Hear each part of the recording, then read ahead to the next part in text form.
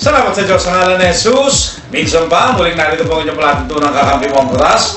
At ako po si Batas, Attorney Batas Mauricio. Sa bayan po, sumaksay po itong palatuntunang ito sa iba't ibang himpilan ng radyo sa pangunguna po ng DYKA sa Catholic Media Network ng San Jose Antique, DYMS, Action Radio at Balogan, at dito po sa DXAS Safari East Broadcasting Company mula po sa Zamboanga City. Kasama din po ang iba't ibang himpilan ng mga radyo sa buong bansang Pilipinas na hindi na natin mapapanggit ang mga pangalan pero isinasay po ang ating palatuntunan bilang paglilingkod sa mamamayang Pilipino. Kasama din po natin ang mga cable television, araw-araw, umaga, tanghali, hapon at gabi na nagsasay po ang ating palatuntunan sa Luzon, Visayas at Mindanao. At syempre, kasama po ang cable television station na ito kung saan ako ilang napapanood ngayon habang tayo nagsasay po sa radyo. Kasama din po natin sa pagsasay po ang ating Batas Internet Television para po sa ating international and national broadcast. Ibig sabihin, sa buong bansang Pilipinas, tayo napapakinggan sa internet, napapanood sa internet,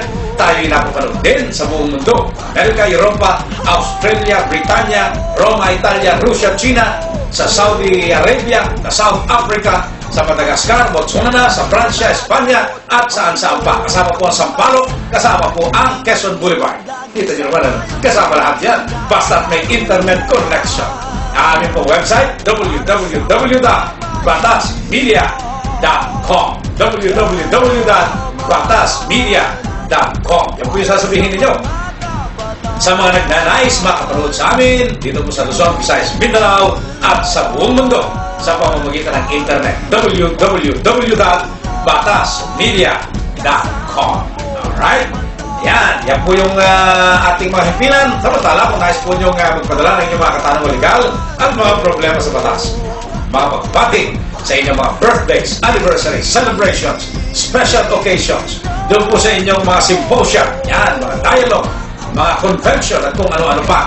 Ayan, pwede po kayo magpadala ng inyong mga anunsyo dito po sa ating palatuntunan ni Attorney Batas Mauricio sa 0922-833-4396 0922-833-4396. Yan po yung ating number, 0922-833-4396. Padala po ninyo sa amin ang inyong mga katanungan legal, problema sa batas, ang inyong mga nais na tulong, ang inyong mga pagbati at amin pong bibigyan daan sa kabuuan ng ating palatuntunan. Sa inyo po mga nanonood sa cable television, ito po naka-flash sa inyong screen, 0922-833-4396. Sa inyo po mga nanonood sa Internet TV, sa buong Pilipinas at sa buong mundo, kung saan may internet connection, ito rin po yung pong aming mga telepono, 0922-833-4396. Dumako po muna tayo sa ating inspirasyon sa buhay. Ito po yung munang bahagi ng ating palatuntunan. Bibigyan daan natin upang sa ganon, magkaroon po tayo ng kaalaman sa kung ano ang mga lituntunin ng katagumpayan.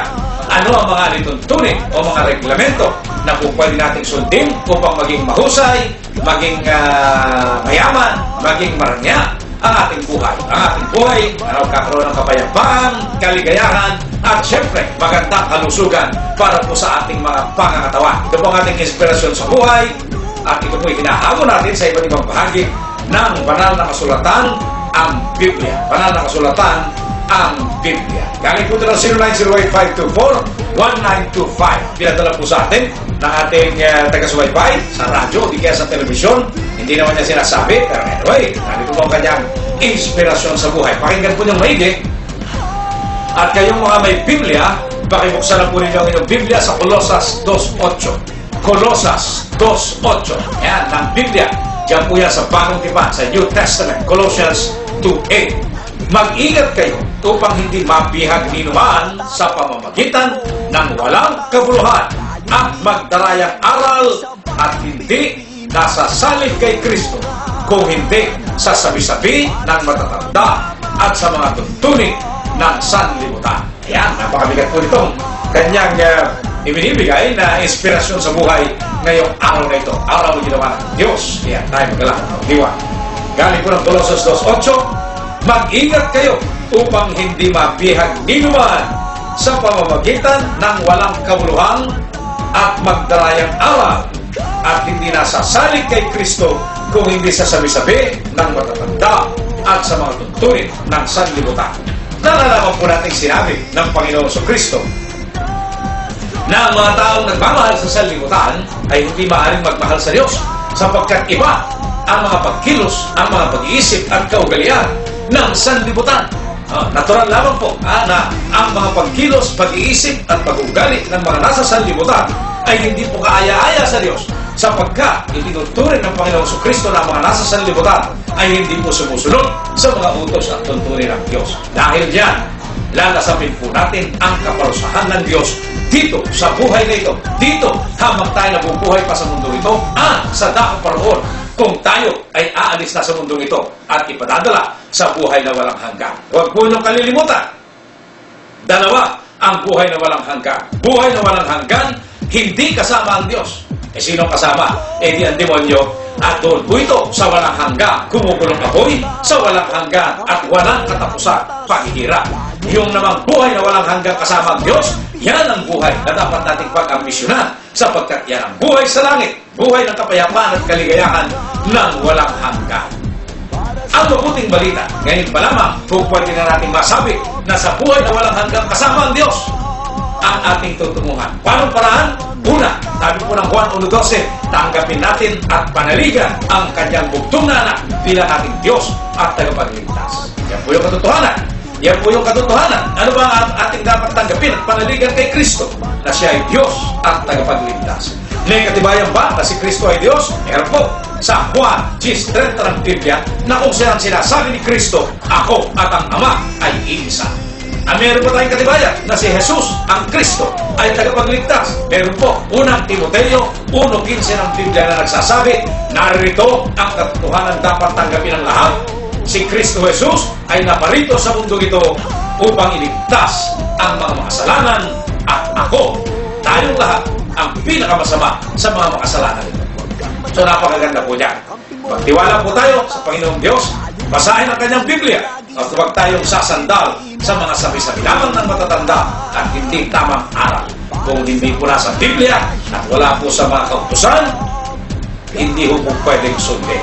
Salamat sa Diyos sa ngalan ni Jesus. Yan po ang ating inspirasyon sa buhay ngayong araw na ito, araw na ginawa ng Diyos. Kayo pong mga nakikinig sa amin sa DYKA, dito po sa Catholic Media Network. Kayo pong mga nakikinig sa amin sa DYMS, sa Catalogan, at sa DXAS, sa Faris Broadcasting Company. Kayo pong nakikinig sa cable television na ito, at sa iba't ibang mga cable sa Luzon, Visayas, Mindanao. Kayo pong nanonood sa amin dito po sa Batas Internet TV sa buong Pilipinas at sa buong mundo, sa ilalim ng internet website www.batasmedia.com. Nakahanda na po kaming tumugon sa inyong mga problemang legal at mga katanungan sa batas. Narito na po ang aming mga libreng pagpapayong legal at libreng pagpapaliwanag sa mga batas sa Pilipinas. Mag-text po kayo, ulitin natin, 0922-833-4396. Minsan pa, 0922-833-4396. Nakuha na po natin ang mga nagtatext sa atin. Bigyan daan po natin kung ano ang kanilang mga tinatanong sa 0930-650-4653. Sabi niya, please text back, Attorney Mauricio from Tibiao, Antique. Ano po ang aking text back? May tanong po ba? Tingnan nga natin kung ano yung kanyang 0930-655-7007. Good evening po, Attorney Batas Mauricio. Kumusta na po kayo? Maraming salamat po. Maraming salamat po. Pero ano po ba yung nais yung itanong?